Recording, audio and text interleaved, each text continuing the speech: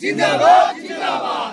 SMS go big. Go big, go big. Biswajit Phukan go big. Go big, go big. SMS Jindabad. Jindabad, Jindabad. সৰবতৰ সমষ্টিৰ পাবচান বাগিচাত আজি ভাৰতীয় চাহ মজদুৰ সৌগ ভাৰত মণ্ডলৰ নেতৃত্বত ৰাজহুৱা সভা আয়োজন কৰা হয়। পাবচান বাগিচাখনৰ শ্ৰমিকসকলৰ লগত মত বিনিময় কৰাৰ লগতে পৰিদৰ্শন কৰি ভাৰত মণ্ডলে কি ক'লে। এই পাবচান চাহ বাগিচাত আহি পেলাই ৰাজনৈতিকভাৱে এই বাগিচাৰ কি উন্নয়ন হৈছে মই আজি চাইছোঁ। এই ৰাস্তাটো যিটো মুখ্য ৰোড যিটো বনিছে পাবচান চাহ বাগিচা, এই ৰাস্তাটো তেওঁৰ কোন ঠিকাদাৰে বনাইছে, ইমানে নিম্নমানৰ হৈছে, ইমান কম সময়ৰ ভিতৰত গোটেই ৰাস্তাটো ভাঙি গৈছে। 1 নম্বৰ। 2 নম্বৰ কথা কৈছোঁ যে তেওঁৰ এটা MLA LED ফাণ্ড সমষ্টি উন্নয়ন পুঁজি আছে। সৰপথাৰ সমষ্টিৰ বিশ্বজিৎ ফুকন ডাঙৰীয়া এটা সমষ্টি উন্নয়ন পুঁজি আছে। সমষ্টি উন্নয়ন পুঁজিৰ বা এই বাগিচাত এতিয়ালৈকে একো কাম নাই কৰা। ইয়াৰ ৰাইজৰ পৰা আমি জানিব পাৰিছোঁ যে সমষ্টি উন্নয়ন পুঁজিৰ পৰা এতিয়ালৈকে এই পাবচান চাহ বাগিচাত একো কাম নাই কৰা। গতিকে ক'ত কাম কৰিছে, তেওঁ সমষ্টি উন্নয়ন পুঁজিটো ক'ত ব্যৱহাৰ কৰিছে সেইটো আমি প্ৰশ্ন কৰিছোঁ।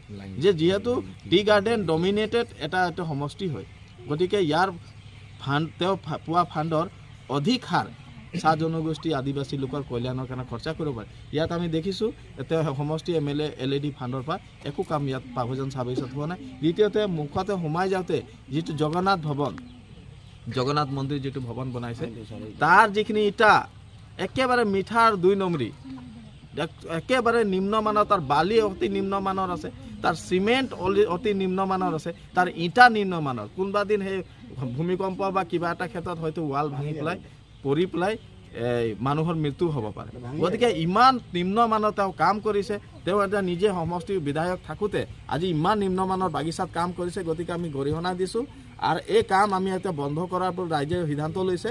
এই কাম আজিৰ পৰা বন্ধ থাকিব। এই গোটেই মিঠাই ইটা যিমান লগাইছে গোটেই ভাঙি উলিয়াব লাগিব। 1 নম্বৰী পইচা পাইছে, 1 নম্বৰী ইটা বনাই দি পেলাই এই জগন্নাথ ভৱন বনাব লাগিব। আৰু এতিয়া যোন মিস্ত্ৰী আহিব আমি স্থগিত আমি তাত বেনাৰ মাৰি দিম। আৰু এইটো আমি পৰীক্ষা নিৰীক্ষা কৰিছোঁ আৰু গোটেই চাইছোঁ গোটেই মিঠা ইটা। গতিকে এই মিঠা ইটাবিলাক চব ইয়াৰ পৰা এৰাই দিব লাগে। কি কয় ৰাইজ? এই গোটেই মিঠা ইটা এৰাব লাগিব, 1 নম্বৰী ইটা দি এই জগন্নাথ ভৱন বনাব লাগিব। গতিকে তেখেতক আজি সংবাদ মাধ্যমৰ যোগেদি আমি সকীয়াই দিছোঁ যিসকল ঠিকাদাৰে এনেকুৱা বাগিচাবিলাকত এনেকুৱা ধৰণৰ অতি নিম্নমানৰ কাম কৰিছে সেই ঠিকাদাৰসকলৰ তেওঁ লাইচেন্স কেঞ্চেল কৰিবলৈ আমি বিশ্বজিৎ ফুকন ডাঙৰীয়াক আমি দাবী জনাইছোঁ। আৰু তেখেতে অতি শীঘ্ৰে সমষ্টি উন্নয়ন পুঁজিৰ পৰা এই যি ফিল্ড আছে, পাবচান চাহ বাগিচাৰ যি খেলপথাৰ আছে, পাবচান চাহ বাগিচাৰ যিবিলাক লাইন গলি ৰোড আছে, এই গলি ৰোডখিনি সমষ্টি উন্নয়ন পুঁজিৰ পৰা বনাবলৈ আমি দাবী জনাইছোঁ। আৰু যদি নবনায় তেতিয়া 26ত কোনো সৰপথাৰ সমষ্টিৰ কোনো বাগিচাত তেওঁ প্ৰৱেশ কৰিব। সভাত উপস্থিত থকা ৰাইজৰ অভাৱ অভিযোগৰ মাজত আলোচনা কৰাৰ লগতে সৰপথাৰ সমষ্টিৰ বিধায়ক বিশ্বজিৎ ফুকন ডাঙৰীয়াক লৈ চাহ বাগিচা অঞ্চলৰ ৰাইজৰ ক্ষোভ। আজিলৈকে পাবচান বাগিচাৰ শ্ৰমিকে দেখি নাপালে বিধায়কজনক। পাবচান বাগিচাত 101 বিঘা মাটি দেখি বিশ্বজিৎ ফুকন ডাঙৰীয়া ভিতৰি লোৱা যি চেষ্টা চলাইছে কি ক'লে কয়া ৰাইজে। ফুকনক কৈছোঁ যে ই কোন বাগান কিনিবলৈ, কিন্তু এটা হেৰি চলাব লাগে। ই যে বাগান কিনিবলৈ আহিছে এইটো কোন? এইটো মাটিটো মানে চাই লোভ লাগিছে, তাত লোভ লাগিছে এনেকৈ ক'ব লাগিব। কিবা ভাল হেৰি বনাব, শ্বপিং মল বনাব, কিবা কিবি বনাব, সেইকেইটাৰ কাৰণে ই আহিছে। কিন্তু মন্ত্ৰী ই বাগান চলাব লাগে নে হেৰি চলাব লাগে? এইটো আমাৰ ল'ৰা ছোৱালীক মাৰিবলৈ বিচাৰিছে, আমাক খেদিব বিচাৰিছে, সেইটোৱে তাৰ হেৰি হৈছে। ল'ব নোৱাৰে। আমাৰ ছেক্ৰেটাৰী মেম্বাৰে যদি চহী কৰে তেতিয়া আৰু ব্যৱস্থা। এতিয়া আমাৰ জেগাত আমি কৈছোঁ, আমাৰ এতিয়া যোৰহাট ডিষ্ট্ৰিক্ট কৈছোঁ, এনেকাই হ'ল চেম কেছ। ডাইৰেক্ট কাটি দিলে ছেক্ৰেটাৰী মেম্বাৰক আৰু বাবু, মানে এনেকাই ভিতৰে কাৰোবাৰ কৰিছিলে। ওলাই আহিম আমি হেৰি কৰিমেই প্ৰতিবাদ। কি আজি ইমান দিন আমি কাম কৰি আগবাঢ়ি আহি আছোঁ। ইলেকশ্যন সময়ত চব সময়ত মানুহ আহে, আজি সেইটো কৰি দিম বুলি চবেই কৈছে, কিন্তু আজিলৈকে কৰি দিয়া নাই।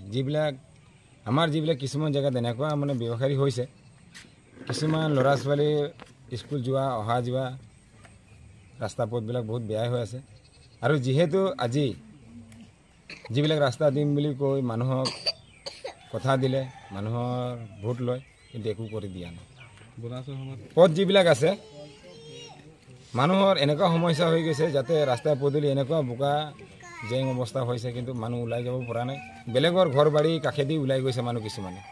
ল'ৰা ছোৱালীবিলাক এনেকুৱা কেনেকৈ স্কুল পঢ়িব কেনে কি ধৰণৰ ভোটৰ সময়ত বিশ্বজিৎ ফুকন আহে নাই নাহে আজিলৈকে হাই সুবিধা একো লোৱা নাই আৰু আমাৰ ইয়াত আজিলৈকে ইমান দিন হ'ল একো আমাক হাই সুবিধা কৰা নাই কিন্তু নিজে নাহে বেলেগ পাৰ্টিৰ লগত পলিটিকেল মানুহ থকা সদায় ডাঙৰ মানুহ সদায় ডাঙৰ নিচিনা থাকে কিন্তু কোনোদিন তাহাঁতে নিজে আহে নাই লাষ্টত আমাৰ যিবিলাক খেলুৱৈ যিবিলাক মানুহ আছে ফিল্ডখন বনাম বুলি ক'লে একবাৰ ইলেকশ্যন দিলে কথা দিলে কিন্তু কৰি দিয়া নাই আজি এখন ফিল্ড পৰি আছে ছাত্ৰ ছাত্ৰী আজি স্কুল আমাৰ LP স্কুল আছে LP স্কুল আমাৰ ধৰ আজিলৈকে ল'ৰা পোৱালি চবৰ আজি মাই ভনী চবৰে আছে আজি মই বিয়া নাপাতিলেও কি বেলেগতো ল'ৰা পোৱালি আছে চব বাই ভনী চব একেলগতে আছে আজি এই ফিল্ডখন যদি ভাল থাকিলে প্ৰকৃতিৰে কাৰ ভাল হ'ব নিজৰ ভাল হ'ব গাঁওখন আমাৰ নিজৰ ডেভেলপ হ'ব আজি যিবিলাক ল'ৰা ছোৱালী ঘৰ কাষেদি ৰাস্তা পদূলি সোমাই গৈছে সেইবিলাকৰ ল'ৰা পোৱালি কেনেকৈ আহি স্কুলত আহিব মাক বাপেকেতো সদায়তো আনি দিব নোৱাৰে কাম জাৰি সময়ত কাম যাব লাগিব সেইবিলাকতো সুবিধা কৰা নাই